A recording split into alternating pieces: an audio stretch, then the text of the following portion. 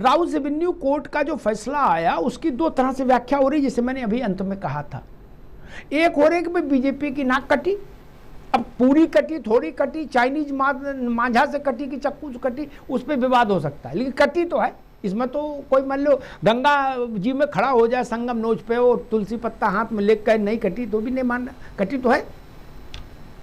और दूसरी बात ये आ रही है, जो कांग्रेस वाले कह रहे हैं राज भाई की पार्टी कि गुरु ये तो एक ही खेल है, इसलिए खिला पिला के नहला धुला के बबुआ बना के ढिठौना लगा के बाहर बैठाला है कि जाओ बेटा गुजरात और पंजाब में जरा तैयारी करो अच्छे से। आपको क्या लग रहा है, इन दो में से कौन सी थ्योरी आपको ज्यादा समझ में आ रही, या दोनों चल रही हैं? देखिए, एक थ्योरी पे तो कोई बात नहीं कर रहा है, दो ऐसी थ्योरी है जिस पे कोई नहीं बात कर रहा है, उसमें मैं बात करना चाहता हूं। मैं पहली थ्योरी जिस पे बात नहीं हो रही है वो, और अंत में आखिरी में बात रखूंगा। पहली चीज तो ये कि सरकार के इशारे पर अदालतें काम करती हैं, ये आरोप आज धराशायी हो गया, नंबर 1। दूसरी बात कि सरकार के इशारे पर एजेंसियां काम करती हैं, विपक्ष को दबाती हैं, प्रताड़ित करती हैं, बदनाम करती हैं और बीजेपी को चुनाव जितवाती हैं। इन आरोपों को बल मिल गया, यानी एक आरोप धराशायी हो गए कि अदालतें सरकार के इशारे पे काम करती हैं, और दूसरा आरोप बल मिल गया उसको कि सचमुच सीबीआई और ईडी, इतनी बड़ी बड़ी एजेंसियों की विश्वसनीयता धराशायी हो गई। इतने कमजोर केस, कोई प्रमाण नहीं था, वो किस तरीके से एजेंसियां जो हैं उनकी विश्वसनीयता को चोट पहुंच गई। शायद लोग यही सोचेंगे कि ये विश्वसनीयता सरकार के दबाव में एजेंसियां भी धराशायी हो गई। इसके अलावा जो सबसे अहम बात है, आज की तारीख में बीजेपी को नुकसान हुआ है। सरकार के ऊपर आरोप लगे कि जो आरोप थे वो गहरे होंगे, ये बात बिल्कुल सही है। भारत की अदालत की विश्वसनीयता बढ़ेगी और वो आरोप धराशायी हो जाएंगे। एक अहम बात यह है कि विपक्ष, केजरीवाल नहा धो लिए हैं, उनके सब आरोप साफ हो गए हैं, वो एक बार फिर ईमानदार नेता के तौर पर फिलहाल सामने आए, पूरे कॉन्फिडेंस में फुट फुट के रो भी रहे हैं, तमाम बातें रख रहे हैं और उनके आरोप, उनकी तमाम बातें सही भी हैं। लेकिन अब वो चौड़े होके निकलेंगे, कि लखनऊ भाषा में होता है चौड़े होके निकल गए, और तन के निकलेंगे और फिर एक बार सिर उठाएंगे। और जब वो सिर उठाएंगे और मुखर होंगे तो वो राहुल गांधी जी, जो विपक्ष का एक सबसे बड़ा चेहरा के तौर पर, नरेंद्र मोदी के सबसे बड़े विरोधी के तौर पे उभर रहे थे संसद से लेकर सड़क तक, उनको कहीं डेंट लगेगी। और एक बात फिर से वही, क्योंकि ये बात आप भी जानते हैं, सब जानते हैं कि मुंह छुपाए हुए थे केजरीवाल जी। केजरीवाल जब जेल से छूटे, चुनाव हारे, उसके बाद लगभग गायब थे, वो बार बार नजर नहीं आ रहे थे। लगभग पंजाब में 1-2 बार नजर आए, दिल्ली में 1-2 बार, बाकी चुनाव हारने के बाद अंडरग्राउंड। ठीक है नावेद भाई, मैं रुद्र प्रताप, ठीक है नावेद भाई, आऊंगा आपको, मैं रुद्र प्रताप पास चलूंगा। लेकिन अब मान लीजिए, अब कल से दिन में 4 टाइम केजरीवाल जी आपको बाहर दिखेंगे, बालों में चमेली तेल लगा के, बिल्कुल चकाचक। कैसी बात कर दी भैया की बातें, अब कोई मुथरे हैं क्या? ना, अब ललकारेंगे। रुद्र प्रताप, जो बात नावेद कह रहे हैं उसमें मैं एक बात जोड़ के आपके पास आता हूं। भारत में ये कभी नहीं माना गया कि अदालतें किसी सरकार के कहे से काम करती। ये आरोप लोग लगाते रहे, लेकिन जनता नहीं मानती। जनता मानती है कि अदालतें हैं जहां अभी भी न्याय है।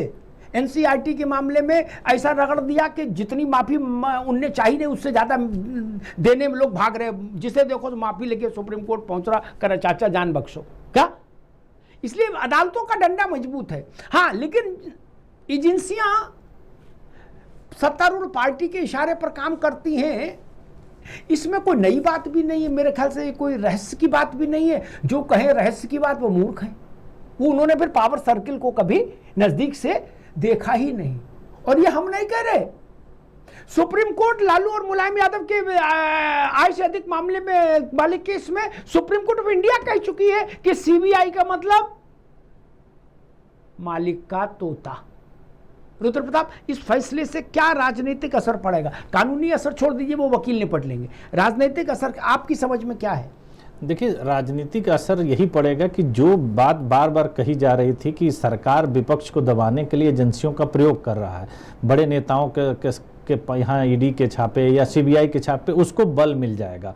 और जो जनता में क्या होता है, एक नैरेटिव सेट होता है, और जनता जिस चीज़ को देखती है, कारण क्या है कि बड़ी लंबी घटना चली, ऐसा नहीं है कि पूरी घटना को आप देखेंगे तो बड़ी नाटकीय घटना थी कि मुख्यमंत्री के तौर पर उनको बहुत बार बुलाया गया तो नहीं गए, फिर अरेस्ट हुए, फिर उन्होंने जेल से ही सरकार चलाई, तो इस पर भी बहुत बड़ी बात हुई। तो ये बहुत नाटकीय घटना थी और इस पर लोगों ने बहुत बढ़ चढ़कर इसमें हिस्सा लिया, चाहे पक्ष की तरफ से हो या विपक्ष की तरफ, बहुत सारी बातें की। आपने देखा होगा कि जब सोरेन जी गिरफ्तार हुए तो पहले उन्होंने इस्तीफा दिया, फिर जेल गए, तो उनकी चीजें थोड़ी सी दब गई थी। लेकिन दिल्ली एक तो देश की राजधानी थी और यहां पर ये चीजें बहुत चर्चा में चली। उसके बाद जब ये फैसला आता है तो वो चीज रिवर्स करती है कि नहीं, केजरीवाल का पक्ष जो था वो सही कह रहा था, उनके साथ अन्याय हुआ। और जनता में देखिए नैरेटिव चलता है, जनता को नहीं पता होता कि पर्दे के पीछे से क्या हो रहा है, उनको नहला धोला करके गुजरात और पंजाब भेजा जा रहा है या क्या किया जा रहा है।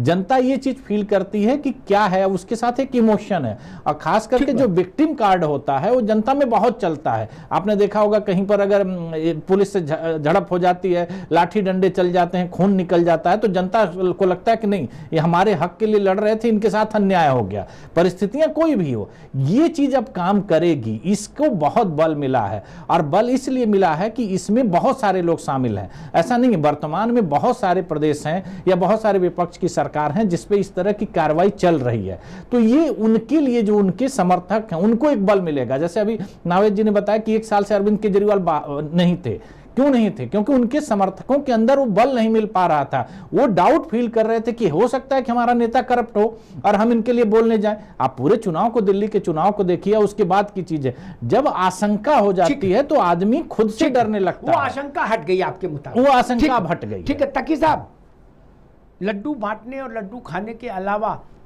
से आगे अगर हम देखें, 2 चीजें हैं। एक चीज कहती है कि इस विपक्ष के राजनीति में जो केंद्रीय चेहरा बनने की स्थिति है वो अभी राहुल गांधी के पास थी। अब केजरीवाल उस स्थान को पाने की, भरने की कोशिश करेंगे स्वाभाविक तौर पर, जो उनकी शैली है काम करने की। एक दूसरी बात कही जा रही है कि बीजेपी और केजरीवाल, कांग्रेस ये कह रही है कि बीजेपी और केजरीवाल के भीतर अंदर खाने एक पैक्ट है कि गुजरात, पिछली बार भी जब गुजरात में ये अभी जो सरकार चल रही है, ये सरकार जब आई थी तो इसका जब चुनावी विश्लेषण मैंने किया था, बीजेपी ने नहीं, जब मैंने भी चुनावी विश्लेषण किया था, भैया सुन लो तक, तो मैं इस नतीजे पर पहुंचा था कि अगर केजरीवाल वहां चुनाव नहीं लड़ते तो कांग्रेस की सरकार गुजरात में होती। Just because of Kejriwal BJP वहां आई। तो कुछ समझदार लोग ऐसा भी कह रहे कांग्रेस वाले कि भैया ये पंजाब और गुजरात का असाइनमेंट देके केजरीवाल को चाय नाश्ता करा के मैदान में निकाला गया है। आपको क्या समझ में आ रहा? आप इससे आम आदमी पार्टी और आपके नेता में क्या बदलाव आएगा, क्या परिवर्तन दिखता है इस फैसले के बाद से? क्योंकि अभी मामला हाईकोर्ट में जाएगा, मतलब जान छूटी है ऐसा नहीं, इंटरवल है, सिनेमा अभी बाकी है। तकी साहब, धन्यवाद, आपने मुझे इस महत्वपूर्ण चर्चा में शामिल किया और आपको, आपके नए चैनल के लिए आपको बधाई, आपको नए प्रतिष्ठा में देख रहा हूं।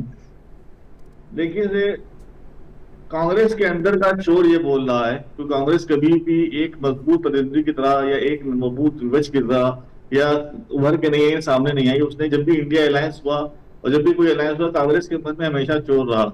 तो कांग्रेस एक मजबूत विपक्षी लीडर की भूमिका में नहीं आ पाई है, यही कांग्रेस लिए बोल रही है। दूसरी रही बात आम आदमी पार्टी की, तो आम आदमी पार्टी के कार्यकर्ता पहले दिन के साथ आम आदमी पार्टी के साथ, अरविंद केजरीवाल के साथ और संजय सिंह के साथ, सबके साथ मजबूती के साथ खड़ा था। मैं दृढ़ विश्वास था कि आम आदमी पार्टी कट्टर ईमानदार पार्टी है, कट्टर देशभक्त पार्टी है, कट्टर सरदार भगत सिंह जी को मानने वाली पार्टी है, और हमने वो अपनी ईमानदारी समय समय पर, एक बार नहीं हजारों बार साबित करी है। कितनी बार बीजेपी ने हमें बेईमान साबित करने की कोशिश की, उससे कई बार हमने अपने को ईमानदार साबित किया है, और आम आदमी पार्टी आज के दौर में ईमानदारी का पर्यायवाची बन गई। अब ये जिम्मेदारी बीजेपी के ऊपर है कि वो अपने आप को सही साबित करे। जो पीएम फंड घोटाला हुआ है उसकी रिपोर्ट दे, बताए कि पीएम फंड घोटाले में जो पैसा आया था वो कहाँ गया, जो आरोप बीजेपी भी लेके उसको साबित करे। ये जो है सीबीआई के ऊपर थू नहीं हो रही, ये सब बीजेपी की थू हो रही है। इस वक्त बीजेपी के लोगों ने षड्यंत्र किया उसमें तू हो रही है, और खास तौर से अमित शाह और हमारे प्रधानमंत्री नरेंद्र मोदी जी, उनके ऊपर बहुत बड़े दाग लगे। अब वो उनका ये तो दायित्व कि अपने पद से इस्तीफा दे दें, क्योंकि जो षड्यंत्र उन्होंने रचा हुआ, कोर्ट ने फैसले में कहा है कि जानबूझ करके षड्यंत्र रचा गया है आम आदमी पार्टी के खिलाफ, केजरीवाल के खिलाफ, और सत्ता के केंद्र में बैठे हुए लोग इसमें शामिल हैं। तो सत्ता के केंद्र में बैठे कौन लोग हैं? जाहिर सी बात है, गृह मंत्री अमित शाह है, प्रधानमंत्री नरेंद्र मोदी है, ये तो लोग। ठीक है तकी साहब, ये एक ठीक एक मिनट, ये तो आप भी मानोगे कि गर्दन से तलवार हटी है लेकिन खूंटी से नहीं हटी है, अभी तलवार लटक रही है, इतना तो मानेंगे? अभी खेल ओवर नहीं हुआ, गेम ओवर नहीं हुआ जी। तलवार लगी हो जी, सच बोलने का मजा तभी है जब गर्दन पे तलवार लगी हो। हम हमेशा सच बोलते आए हैं और हम सच के रास्ते पर चलने वाले लोग हैं, सत्यवादी लोग हैं, और हमने आज के दौर में साबित कर दिया भगवान श्री कृष्ण का कथन कि सत्य जो परेशान तो हो सकता है, लेकिन वो विचलित हो सकता है, लेकिन वो अपने मार्ग से हट नहीं सकता। पराजित नहीं हो सकता। बिल्कुल ठीक, मैं समझ गया, यही लाइन है केजरीवाल की। राज शर्मा साहब, इंडिया अलायंस में अखिलेश यादव, एमके स्टालिन, ममता बनर्जी और लालू जी के सुपुत्र तेजस्वी यादव, इन 4 बड़े नेता जो अपनी अपनी पार्टी के खुद मुख्तार हैं, उन्होंने बैक किया है अरविंद केजरीवाल को, वेलकम किया है अरविंद केजरीवाल पर आए फैसले को, और कहा है कि गुरु तुम आगे बढ़ो, हम तुम्हारे साथ हैं। केवल कांग्रेस है उस मोहल्ले में अकेली जिसने कहा कि ना ये तो बीजेपी से साठ-गांठ करके आया है। आपके सारे चारों बड़े एलआई उनको हटा दें तो इंडिया अलायंस कुछ बचते नहीं, फिर तो खंबा डंडा सब बाहर ही ले ही जाएंगे लोग, फिर तो जमीन समतल हो जाएगी, इंडिया अलायंस का तंबू ही उखड़ जाएगा। वो तंबू इसलिए है कि उसमें ममता बनर्जी टेक्निकली सही, प्रैक्टिकली ना सही, टेक्निकली स्टालिन है, अखिलेश यादव हैं, अभी तक तो वही तेजस्वी हैं। आप सोचिए, अगर हम 5 वोट माने इंडिया अलायंस में तो 4 आप से दूसरी लाइन ले रहे हैं, अकेला 1 वोट है जो कह रहा है ना अरविंद केजरीवाल और भाजपा एक ही हैं। राज भाई, आज के मौके पर तो मेरे ख्याल से इतनी तो चतुराई दिखाई देते, मन से ना सही वैसे ही बोल देते भाई केजरीवाल जी का स्वागत है विपक्ष की राजनीति में। आपने कह दिया कि इनको नहला धुला ढिठौना लगा के भाजपा वाले बैठाए हैं मुंडेर पर कि गुजरात और पंजाब में जाओ बेटा। जी बात कहूंगा, सबसे पहले तो मैं एक बात, मैं इस पे नहीं जाऊंगा कि कोर्ट ने छोड़ा, किसके कहे पे छोड़ा, क्यों छोड़ा, मगर एक बात जाऊंगा, आज जितना लज्जित हुआ उनके रोने को देखने के बाद, स्पेशली पंजाब, उन्हें रोना नहीं चाहिए था। जो व्यक्ति अपनी पार्टी, उसकी पार्टी और नेता सरदार भगत सिंह की फोटो लगाते हो और अगर वो सार्वजनिक रूप से रो जाएं तो दद्दा भाई, इससे ज्यादा शर्म की बात नहीं हो सकती। दुख होता है, मैंने देखा कि शहीदों में बेटे की अर्थी पे बाप रोया नहीं, बीबी के आगे नहीं रोया, अकेले बंद करके रोया। और बड़े बड़े लोगों में भी देख लीजिए आप, जब मृत्यु होती है तो काला मतलब आप इनको भगत सिंह की फोटो लगाने की इजाजत नहीं देंगे? नहीं, मैं अभी बताऊंगा इसको, मैं समझ गया। अब आप मुझे आज कहने दीजिए, मैं भी बताऊंगा, मगर मनसा वाचा कर्मणा, इस पे सामंजस्य होना चाहिए। अब आ जाए बात, मैं आज भी कहता हूं, मुझे किसी का डर नहीं, अपने से लेके पराये तक। मैं ब्लंटली कहूंगा, हमें खतरा बीजेपी से कहां है भाई? आप बताइए, जहां डायरेक्ट बीजेपी हमसे लड़ रही है कितना फर्क रह जाता है। और आज मैं कहूंगा भी, मेरा भी दिल दुखता है, वहां फर्क भी कुछ अपनी वजह से रह जाता है। पता, जब चाहे बीजेपी को पटक देंगे साहब। किसी भी पार्टी में, हिंदुस्तान में भारतीय जनता पार्टी को नुकसान पहुंचाने का ताकत नहीं है। और याद रखना, अरे नेता देखो ना, जहां 50 मुकदमे के बाद कभी राहुल गांधी के चेहरे में शिकस्त आई हो? आप बताइए, आपका तो तजुर्बा बहुत है, कुछ बातें आपसे भी हम सीख लेते हैं, नावेद भाई से भी सीख रहे हैं, आप बता देना मुझे। अब मैं एक बात कह दूं, हरियाणा का इलेक्शन हुआ, छोड़ दो, ये सत्य है, ये सत्य है कि जहां पे क्षेत्रीय दल मजबूत होंगे वहां कांग्रेस कमजोर होगी। मैं तो यूपी की बात करता हूं, मुझे एक भी कार्यकर्ता नहीं दिखता जो ये कहता हो कि गठबंधन पे लड़। अरे अकेले लड़ेंगे, अरे अगर पहले 5000 वोट आए 25 भी पाएंगे। तो इसमें बात सत्यता है कि देखिए ये तेज तो है ये दोनों गुजराती भाई, जी। बहुत तेज है, बता रहा हूं मैं। ये कभी एक जमाने में रंगा बिल्ला होते थे, ये बात सही है, हालांकि मुझे अच्छा नहीं लगता रंगा बिल्ला कहना उनके लिए, देश के गृह मंत्री हैं। अब भारतीय जनता पार्टी जान गई कि ये भारत बीजेपी मुक्त होने वाला है, ये देश हकीकत है। तो अब ये षड्यंत्र क्या रच रहे, कौन किसको हरा सकता है। अच्छा ओवैसी कहां, ओवैसी को ये छूट दे दो। अच्छा केजरीवाल इन्हें बाहर बुलाओ, इनको ईमानदारी का चोला ओढ़कर, ईमानदारी का चोला ओढ़कर काला चश्मा पहनाकर पंजाब गुजरात कर्नाटका भेज देना। मैं इस बात पे नहीं जा रहा, और ये सत्य, ये आप भी समझते हो, आप कहो ना कहो, तकी भाई भी समझते हैं इस बात को।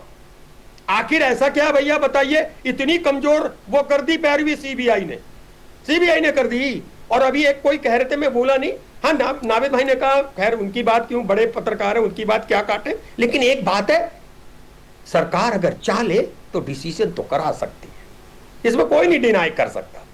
ये बात सही है, मेरे पे मुकदमा हो जाए तो सरकार को ना पड़ी है, मुझे ही झेलना है भाई, मुझे ही झेलना है। अरविंद केजरीवाल पे हो जाए तो सरकार के संग जो विपक्षी सरकारें वो भी मदद में आती है। और बता कौन नहीं है, अगर यूपी में ले लो, सांठगांठ करके कभी हारे नहीं जीवन में, कहां पहुंच रहे हैं ये देश को, ये जो आज डिसीजन हुआ। राज भाई आएंगे, दोबारा आते हैं आपको, मैं बीजेपी के पास जरा चलूं, ठीक है राज भाई आएंगे,